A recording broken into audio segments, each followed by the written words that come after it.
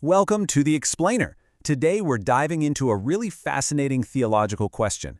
If the text of the Quran is believed to be perfectly preserved word for word, then how is its meaning also protected from getting lost or twisted over time? Let's get into it. So this is the central puzzle we're looking at. It gets right to the heart of faith and understanding. On one hand, you've got a text that's believed to be completely unchanged. But on the other hand, you have centuries of vibrant and sometimes heated debate over what it all means. How can both of those things be true at the same time? And this really lays it all out, doesn't it? The foundation is this belief in one divinely guarded text. But from that single source, you get this huge spectrum of understanding, different legal schools, different theological ideas. So, the question isn't if there are differences, because there obviously are. The real question is, what are the limits? And that, of course, leads us to a really serious challenge, this question of corruption. Is it possible for the meaning of a sacred text to be bent so far out of shape that the original message just disappears? So you can see the concern here, right? It's a big one. There's this fear that someone, maybe with a hidden agenda, could intentionally twist an interpretation to totally hide what the message was supposed to be. Could the meaning get hijacked even if the words on the page stay exactly the same? And what's fascinating is that the Quran itself seems to anticipate this exact problem. This verse gives a really severe warning to anyone who had tried to deliberately hide or distort the message. This kind of sets the stage for a divine promise to protect the message from this very thing. Right? And that brings us to the core argument for how the meaning is protected, this idea of a divine guarantee. The thinking is that this protection goes way beyond just the letters and words on a page. This is where we get to the concept of a guarded interpretation. It's basically the theological position that the promise to preserve the Quran isn't just about the physical book, but also about protecting the very boundaries of its meaning from going completely off the rails. And this right here is the foundational verse for this whole concept. The promise is just absolute. We will be its guardian. That's a powerful, powerful statement of divine protection. So, the argument here expands on that verse. Think about it. For that guardianship to be truly complete, it has to include the meaning, right? What good is a perfectly saved text if its core message can be twisted into its total opposite, like an interpretation that suddenly makes forbidden things permissible? Okay, so, if the meaning is guarded, the next logical question is, how? What's the actual mechanism here? How are those boundaries enforced to stop interpretations from going too far? Yeah, it's one thing to say a promise exists, but how does that actually work in the real world? How does an interpretation that crosses the line get spotted and handled? Well, the argument is that this isn't some passive thing. It's an active, divine process of exposure. The idea is that God actually reveals the bad intentions of people who try to corrupt the message from inside the community itself. This verse just gets right to it with this really powerful rhetorical question.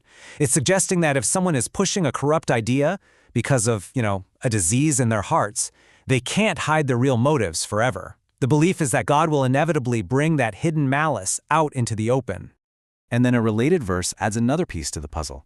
It suggests that these people actually become recognizable.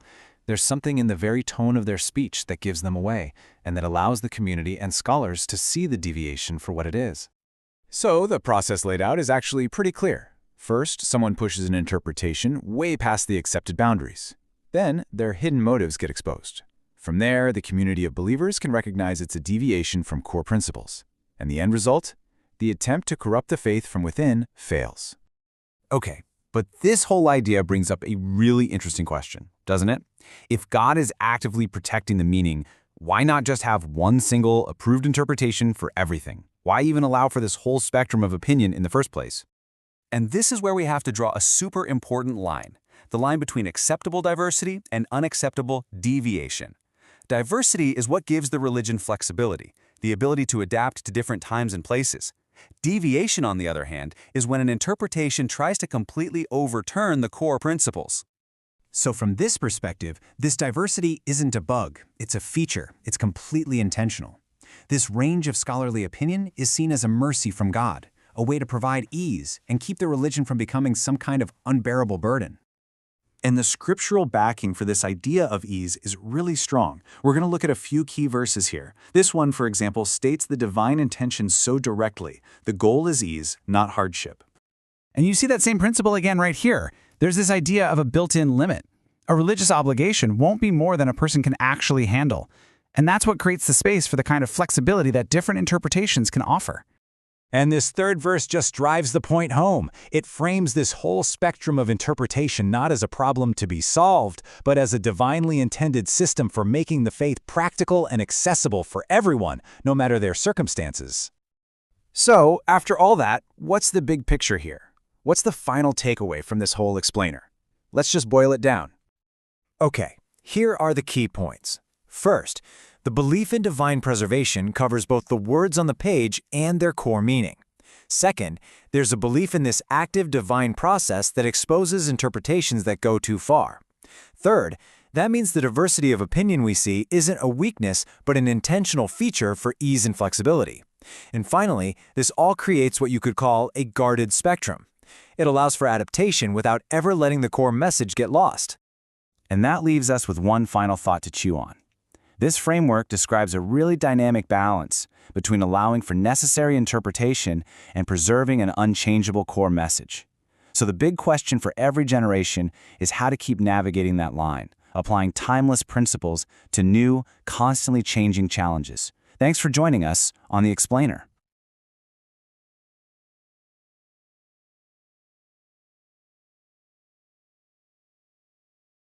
So, we've talked before about this fascinating idea, how a single divinely protected book can still lead to different interpretations. But that just opens up an even bigger can of worms, doesn't it? If the text itself is safe, how in the world do you end up with so many different groups, so many divisions? It feels like a major contradiction. Okay, let's really get into this. This is the puzzle at the heart of it all. On one hand, you have this core belief in a perfect, guarded, divine message.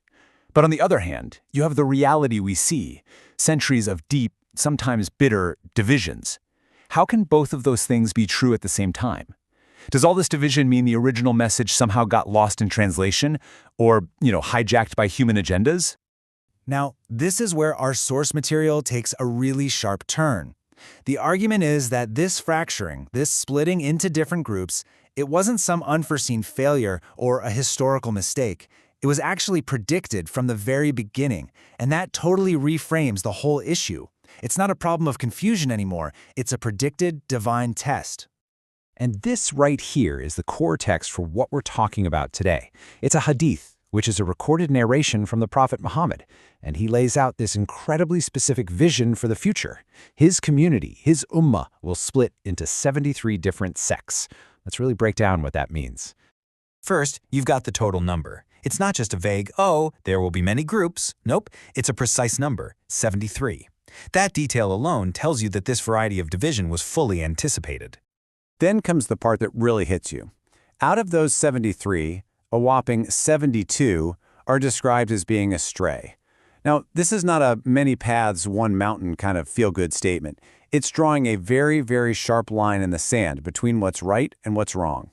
Which, with some simple math, leaves just one. A single group that's considered to be on the right path, the one that is saved. And that, of course, brings us to the most critical question you could possibly ask. Right? If 72 paths are the wrong way to go, how could anybody possibly figure out which is the one correct path? Is it just a guessing game, a matter of opinion? Or is there an actual objective standard you can use to measure it? And what's so powerful is that the prophecy itself gives us the answer. When the prophet was asked to identify that one saved group, he didn't give a name or point to some future leader. He gave a benchmark, a standard. It's the group that follows his way and the way of his companions. So the point isn't to follow a personality. It's to stick to the original, verifiable teachings. Okay, but here comes the big but. The obvious objection. That's a great standard in theory. But what's to stop some powerful group from just co-opting it?